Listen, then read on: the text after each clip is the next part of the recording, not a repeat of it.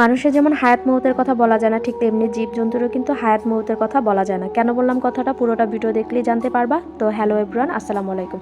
আশা করি তোমরা সবাই ভালো আছো, আমরা কিন্তু বেশ ভালো আছি আলহামদুলিল্লাহ। এই ভিডিওটা হচ্ছে রোজার ঠিক 2 দিন আগের ভিডিও, যেটা আমি তোমাদের সাথে সময়ের অভাবে শেয়ার করতে পারি নাই।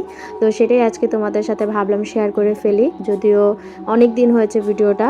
তো এই যে দেখো আমি লুচি ভাজতেছি, এটা যদিও আমাকে রাত্রে করার কথা ছিল, বাট আনসার বাবা রাত্রে আসতে অনেক লেট করেছে। সে হঠাৎ করে আমাকে একদিন বলতেছিল যে আমার খুব লুচি দিয়ে মুরগির গিলা কলিজা ভুনা খেতে ইচ্ছা করতেছে। আর নর্মালি আমি বাসায় মুরগির গিলা মানে মুরগি আনলে আমি গিলা কলিজাগুলো উঠিয়ে রেখে দিই আলাদা করে, দেন আমরা পরবর্তীতে ভুনা করে এরকম লুচি বানিয়ে খাই, খেতে কিন্তু অনেক ভালো লাগে। তো রাত্রে যেহেতু এটা আমি করেছিলাম, বাট আনসার বাবা যেহেতু বাসায় ছিল না, ও রাত্রে আসতে অনেকটা দেরি করেছে, আর বাসায় এসে আর খাওয়া দাওয়া করে নাই।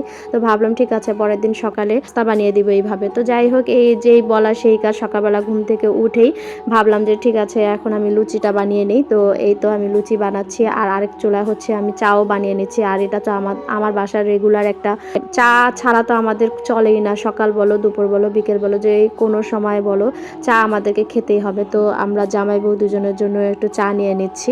ওই যে তোমাদেরকে বললাম মানুষের যেমন জীবন মানে হায়াত মৌতের কথা বলা যায় না, ঠিক তেমনি জীবজন্তুর কিন্তু হায়াত মৌতের কথা বলা যায় না। হঠাৎ করে সকালবেলা ঘুম থেকে উঠে তো আনসার বাবা একটু বারান্দায় গিয়েছে যে পাখিগুলোর কি অবস্থা দেখার জন্য। তো যে দেখে পাখির অবস্থা খুবই খারাপ, মানে আমাদের একটা পাখি আর কি, এই পাখিটা মারা গিয়েছে।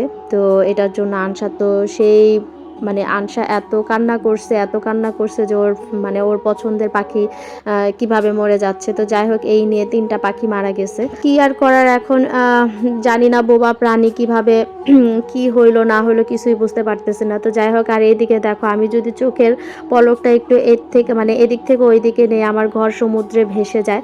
মানে আমার ছোট ছানা ফিল্টার ছেড়ে একদম পুরা ঘর ভাসিয়ে ফেলেছে পানি দিয়ে। কি আর বলবো এই দুঃখের কথা। তো যারা ভাবো আমি আলাদা থাকি, অনেক সুখে শান্তিতে থাকি, তাদের জন্য দেখো এই ভিডিওটা।